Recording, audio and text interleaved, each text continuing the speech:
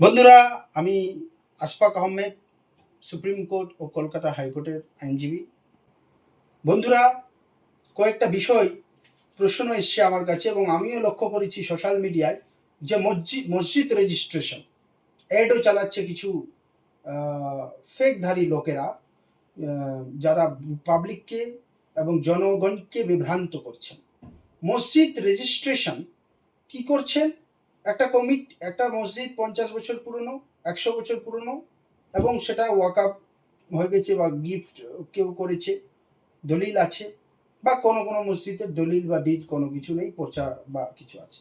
সেই মসজিদের ওরা তাদের কথা হচ্ছে, কিছু ফেকধারী লোকেদের কথা হচ্ছে যে সেই মসজিদের ট্রাস্টে এবং সোসাইটিতে রেজিস্ট্রেশন করে দিলেই নাকি সেই মসজিদ প্রোটেক্টেড হয়ে গেল, আইনিভাবে প্রোটেক্টেড হয়ে গেল। একদম ভুয়ো ধারণা। মসজিদের প্রোটেকশনের জন্য মসজিদের যা ডিড আছে, দলিল আছে এবং ওয়াকআপে রেজিস্টার আছে কিনা সেগুলো ম্যাটার করে, সেটা একটা আলাদা বিষয়। কিন্তু সেই মসজিদগুলো, সেই পুরনো মসজিদগুলো যেটা একটা কমিটি চালিয়ে যাচ্ছে, হঠাৎ করে একটা কমিটি এসে সেই মসজিদকে রেজিস্ট্রেশন করতে পারে না। সেই মসজিদের নামে যে কমিটি চলছে সেই কমিটির রেজিস্ট্রেশন হবে, এবং সেই কমিটির যে ট্রাস্ট হবে সেই ট্রাস্ট কিন্তু মসজিদের অনার হিসেবে বিবেচিত হবে না। এই ধারণাটা ভাঙুন। তো মসজিদ রেজিস্ট্রেশন না বলে এটাকে বলা হয় মসজিদ কমিটির একটা রেজিস্ট্রেশন করা।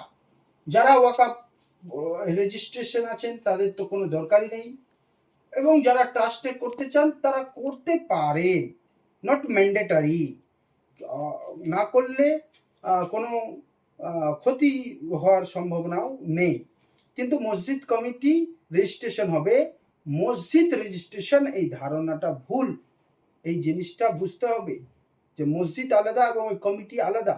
মসজিদ কখনোই রেজিস্ট্রার অফিসে গিয়ে একটা সোসাইটি ট্রাস্টের আন্ডারে থাকতে পারে না। আর যারা করে দিচ্ছে ওরাই দেখবেন ওই ট্রাস্ট ডিডে লেখা থাকছে যে ট্রাস্ট ওই 10,000 টাকা বা একটা টাকা অ্যামাউন্টের কর্পাস, ওটাকেই ফান্ড হিসাবে থাকছে, ওটারই অনার থাকছে ট্রাস্ট, বাকি ওটার থাকছে না।